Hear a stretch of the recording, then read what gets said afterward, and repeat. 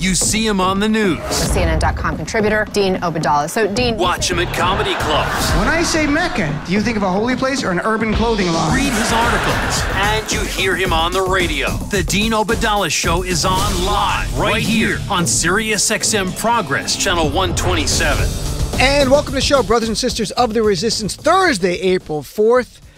Hope you're having a good day. I'm still hoping to be your MBFF. As always, today, of course, marks the anniversary of the assassination of Martin Luther King, April 4th, 1968, by a white supremacist who was outraged at the idea that blacks would have equal rights as whites in America. And that's where we were, and continuing to have that fight even to today, where we have someone in the White House who retweets people with the Twitter name of white genocide, defends Charlottesville white supremacists as fine people, and refused to denounce David Duke when had an opportunity during the campaign. And I'm glad through these days of yesterday, when it was the famous speech that MLK gave about reaching the promised land and might not make it together, that I was at the National Action Network conference yesterday a lot, and we recorded a lot of great speeches and panels, and we're going back tomorrow. It's Reverend Al Sharpton's. I know Mark Thompson was there as well. I saw Mark there. We're going to play some really remarkable speakers and panels for you later in the show. And then tomorrow when we go back, I'll tell you more about it in a little bit. But first, let's talk about what's going on today. Today we learned that Donald Trump is considering, in fact, the rumors are he's going to pick Herman Cain to be on the Federal Reserve. And while that might ruffle a few feathers, it's actually a bigger deal for me and people who are Muslim. And let me share why in a second. Because as everyone recalls, Herman Cain ran for president in 2012. And he dropped out in 2011 during the campaign, even though he was getting some traction and doing well in the polls, because 4 women came forward to say that he had sexually harassed them. And we also learned he had paid one woman a settlement. I just want to remind people in 2011, when Donald Trump was asked about the allegations at the time, and this is 2011, it shows how Donald Trump has not changed at all. He would expect him to change, but he has not changed. When asked in 2011 about the women who came forward to say they were sexually harassed by Herman Cain, Donald Trump said the women were doing it for fame. Quote, he said, "They probably do love their names splashed across the front page," adding, "I think it's very ugly witch hunt." He began the term witch hunt in 2011. "I think it's very unfair." And he's added, you say, "Oh, hello, darling, how are you?" And you get sued because you destroyed someone's life. It's ridiculous. I think it's very unfair to him. The him, of course, is Herman Cain. So Donald Trump has been consistent through the years. He's been a sexual harasser of women, a sexual assaulter of women, and defended every man accused of sexual assault, except if you're Al Franken or Joe Biden, but everyone else. There's another thing, though. The media is focusing on that today. Herman Cain, he was involved in some scams and sexual harassment. What they're not picking up, and I am, because I lived through it, and I wrote about it, and I recall it very clearly, and in a documentary I made called The Muslims Are Coming, a comedy documentary, there's a clip of Herman Cain saying this in that Herman Cain was the first national Republican to take anti-Muslim bigotry and mainstream it. He was the very first. And then Newt Gingrich, very short time after that, followed him in that same campaign, seeing it was going to work. And Herman Cain got a big uproar for saying things about Muslims not being loyal to this country and wanting Sharia law and not wanting a Muslim in his administration. And here's a little clip of Herman Cain from 2011. Here's clip number 1, please. Would you be comfortable appointing a Muslim either in your cabinet or as a federal judge? No, I will not. And here's why. There's this attempt to gradually ease Sharia law and the Muslim faith into our government. It does not belong in our government. The Muslim faith does not belong in our government. I'll never forget that. That was the first time I saw anti-Muslim bigotry that I had seen on the fringes of society brought to the mainstream and debated in the media like there were two sides to it. I never saw that before in my life. I'll never forget it. I always say Herman Cain was the one that was the first person to bring it to mainstream media outlets. When on Fox News over and over, it said they want Sharia law, and there's some places in this country they're not loyal to America, these Muslims. Over and over, and it was getting traction in the GOP. On some level, that was the precursor to Donald Trump calling for a Muslim ban. It began there when others in the GOP saw it was working. And you may recall what was going on around the time We were dealing with what was known as the Ground Zero Mosque controversy, which began in 2010 and spilled in 2011, and the allegations by those on the right that President Obama was a Muslim. So they had made the faith of Islam a partisan political issue to demonize us. So I will never forget that. And when I hear his voice saying that, it makes the anger in me builds again as if it was new. Because when I first heard it, I was stunned. And I thought, well, this is a horrible one-off. And then Newt Gingrich picked up the mantle and then it went from there. And then here is the hilarity. Here is Herman Cain in this same interview, 2011, talking about what Muslims want to do, how we want to impose our Sharia law in America. And as we all know now, in 2019, that's not true. That's never happened. This was 8 years ago. We do very well know that evangelical Christians make no bones about wanting to impose the Bible on us. Christian Sharia law. But here's Herman Cain explaining more. Here's clip 2. We have a First Amendment, and I get upset when the Muslims in this country, some of them try to force their Sharia law onto the rest of us. And so my point is, the First Amendment guarantees people the freedom of expression relative to their religion. It does not guarantee them the opportunity to push their religion off on us. That's what the First Amendment says.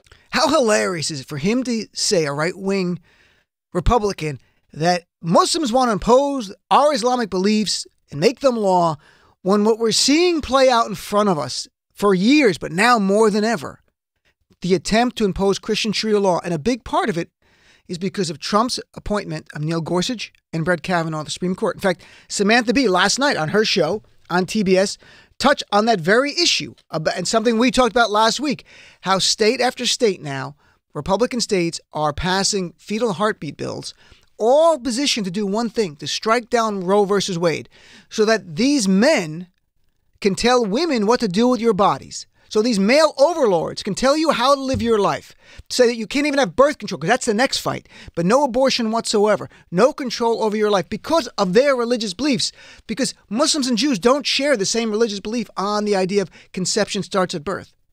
But these evangelicals on the right do. And here's Samantha Bee last night on this very, very issue. And I think it's remarkable to hear Herman Cain today essentially being nominated to the Federal Reserve by Trump, elevated a man with sexual harassment past and anti-Muslim bigotry, so I can see why Trump likes him. I imagine the GOP base loves him. He hates Muslims and he's sexist towards women. Perfect. That's the GOP brand. And here's Samantha Bee, though, having a little fun with Christian Sharia law. Here's clip 3, please. It's not just Georgia. A number of states are locked in a real race to overturn Roe v. Wade. Before 2019, only 2 states had the balls to sign 6-week abortion bans into law: North Dakota in 2013 and Iowa in 2018. But already this year, Mississippi and Kentucky have passed 6-week bans, with Missouri, Tennessee, and Ohio all working on their own versions. Lawmakers in all these states are feverishly stroking out bills in the hopes that they'll bust all the way into the Supreme Court and they'll be the one to plant the seed of overturning Roe v. Wade. And it is so close, they're starting to make their overturn face. We believe that we can actually get to the Supreme Court on a bill such as this, and we're hopeful that Roe v. Wade will ultimately be reviewed by the Supreme Court and ultimately overturned. We're going to send a loud message to the rest of the nation and to the 9 men and women on the United States Supreme Court that this is our time. It's time to overturn Roe. Amazing how guys who want to regulate our snatches always look like they've never been within 10 feet of one. And that's what it is. It's about regulating women's bodies, and that's Christian Sharia law. So I just wanted to share that at first. And again, you're not going to see that covered on mainstream media. Herman Cain's anti-Muslim bigotry doesn't come into play with our media. I can just say, just briefly here, how aggravating and how frustrating and how powerless you feel if you're in a minority community. When someone can demonize your community and then be elevated to the highest levels in this land, like Federal Reserve, and our media does not even cover the bigotry and hatred that person spewed, and does not cover the real life impact of how it impacted lives of Muslims around this country, and how there was a precursor to Newt Gingrich and then other Republicans, Bobby Jindal, then of course Ben Carson, and escalating to Donald Trump and many, many others on the state and federal level who are not running for president, to demonize my community and make lives difficult for young Muslims growing up in this country simply because of their faith. But the media won't cover it because our lives don't matter to them. That's the world I live in. My frustration at the media is grown daily So let's talk about something else, though. And I'm glad the media is coming around to this because I didn't like the media narrative in the beginning. I talked about it in the show. In fact, some progressives, one called in, and I'm not slighting her. I respect her views completely. But others tweeted that me using the term Bill Barr is engaged in a cover-up was not accurate, or maybe it was overblown, or maybe even hysterical. Well, we're seeing more and more evidence that Bill Barr, the Attorney General appointed by Donald Trump, was hired for a reason. And that was to hide the contents of the Mueller report from us, or at least delay it, where the media narrative could be set up that Donald Trump was somehow exonerated. And then weeks, if not months later, if it goes to court, we find out all the facts. And by then, people's minds are made up and they go, well, that's yesterday's news. Who cares? Let's move on. Let's talk about other issues. And so what did we learn today? We learned today, actually last night, New York Times breaking story, today Washington Post and NBC News backed it all up. They said they had talked to investigators on Mueller's team. There's no name. This is all source reporting. So we're counting on 3 respected media outlets to say that their sources are real. They talked to investigators who worked with Mueller's team. We don't know if they were attorneys, if they were actual investigators. We don't know if they were FBI. We don't know right now. What we do know is that they have been complaining to 3 different media outlets that what Barr said in his original letter was not accurate. Not that Donald Trump conspired with the Russians. They're not saying that. What they're really focusing on is the obstruction of justice. That Bill Barr took it upon himself to say that Donald Trump was not guilty of obstructing justice and that Robert Mueller did not intend that. Now, a lot of people have said, well, if Mueller's team is upset by Barr's conclusions, we're going to hear something in the media. Well, I think now we are. And as to one person, again, who's quoted, not named, said it was much more acute than Barr suggested, speaking of the idea of Trump committing obstruction of justice, which is a crime. It is a felony. And today, here's NBC News' Ken Delanian on his reporting for NBC. So now you have 3 media outlets from different sources confirming that people in the Mueller orbit are upset with Bill Barr's conclusions and his summary. And so let's hear, this is very instructive. I think it's a great clip from Ken. Touches on obstruction. He also touches on conspiracy, but I don't think we can relitigate that. I think there's a reason why Robert Mueller found what he did. And we'll talk about that on the other side of the clip. Let's hear clip 4, please. We are told that there are members of Mueller's team who are frustrated that William Barr stepped in and essentially cleared the president on obstruction when Robert Mueller didn't do that. And it was unclear his intent when he didn't do that. But what we're told is that at least some members of the Mueller team believe that the intent was to allow Congress and the public to make their own decision about the evidence. You know, Mueller didn't make a call, and he left the field clear for William Barr to come in there and pronounce that that there was no prosecutable case for obstruction. What we don't know is to what extent, if at all, Barr consulted with his friend Robert Mueller, they go back a long time, about this decision. We don't know how Robert Mueller feels, but we are told that members of Mueller's team are frustrated, and as the Post and the Times reported, and we are also reporting, are also frustrated with how Barr depicted the state of the evidence on obstruction. They say that there's actually some compelling evidence once we see the report. And in another aspect of this, guys, we're hearing from a separate U.S. official that some members of the Mueller team say that the evidence on collusion, while not establishing a criminal conspiracy, is actually very compelling. So the reason that last point he's making about it's very compelling about collusion, and again, the legal word is really conspiracy, but we'll use collusion here, is that as I read for everyone when we talk about the Bill Barr report and others as well, the Bill Barr letter was very legalistic, and that it took a quote from Robert Mueller, who was being a legal wordsmith. And what Robert Mueller found was there was no coordination between anybody from the Trump campaign, that's the exact words, and the Russian government, exact words. That was the orbit. That was the mandate by Rod Rosenstein's order of May 2017 to look at that. So that means WikiLeaks is not part of that. Roger Stone was not a Trump campaign official. He was clearly coordinating with WikiLeaks. So you might see a narrative which does not rise to the level of criminal conspiracy, but when you read it as a normal human being, forget partisan, and you go, oh my God, Roger Stone, who's BFFs with Trump, was talking to WikiLeaks. They knew Russia was given the information of WikiLeaks. They were embracing it, which they were. Trump was calling for it while knowing all of this was going on. It looks horrible. So on that issue, on obstruction, again, all we know is Bill Barr's letter. And Bill Barr's letter did everything it could to exonerate Donald Trump, even though it quoted the Mueller report saying this does not exonerate Trump. And so today, the DOJ, run by Bill Barr, got so concerned about this reporting because if this was meaning nothing to him, he would ignore it. But he's concerned now. Something's going on. They issued a statement saying, we release, quote, the bottom line findings and conclusions of the Mueller report. So now they're saying, we gave the bottom line findings. That's all. And they're being legal wordsmiths here. Yeah, we want to see the work. It's like someone giving you an answer to a question and go, the answer is 12. I want to see how you got to 12 because how you got to 12 is far more important in this scenario than the actual answer. So yes, they're giving us the bottom line findings, but when we see the work, I think it's going to be stunning.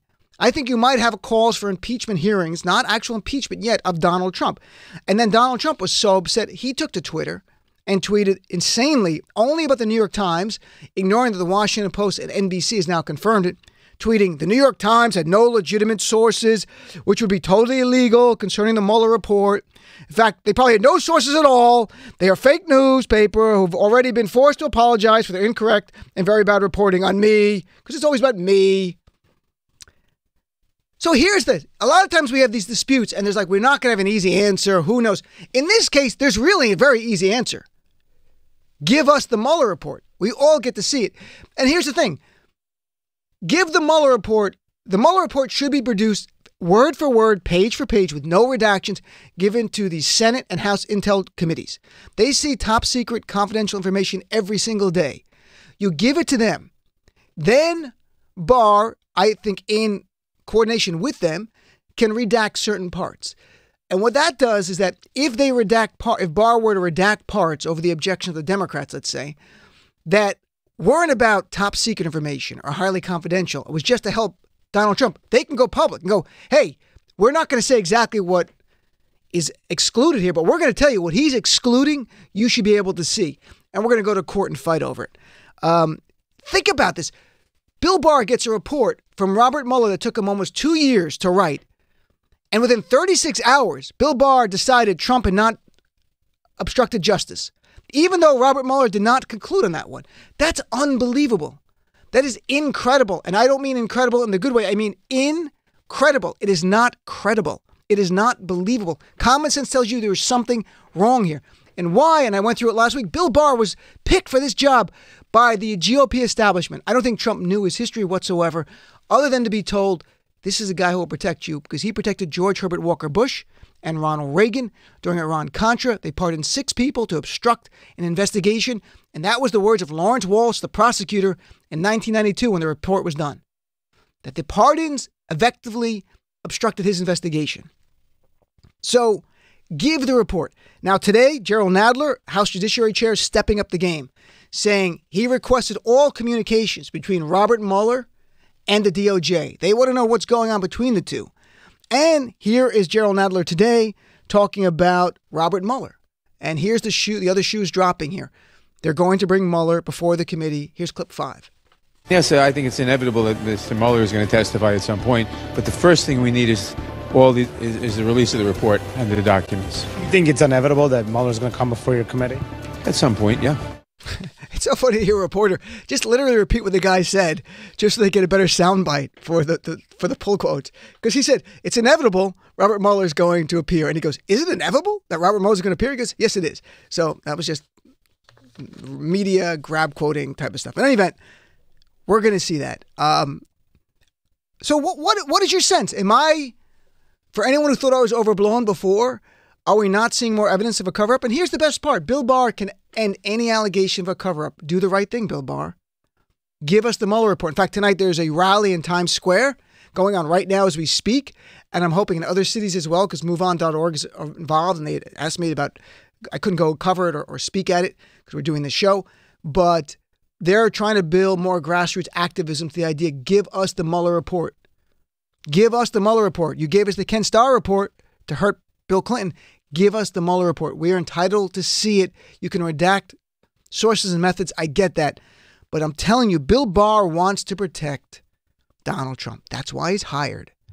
And what do you think? What is the end game here? Because here's the other thing. Nadler subpoenas Barr, and they fight it out. It gets delayed. It's a win-win. It's a win for Barr and for Trump. They fight it out. It goes to court, even if they expedite it 4 months, 5 months from now, 6 months. All Barr is trying to do here is delay us seeing the proof. That's all Barr is doing. And in his calculations, that helps Donald Trump. And he's probably right.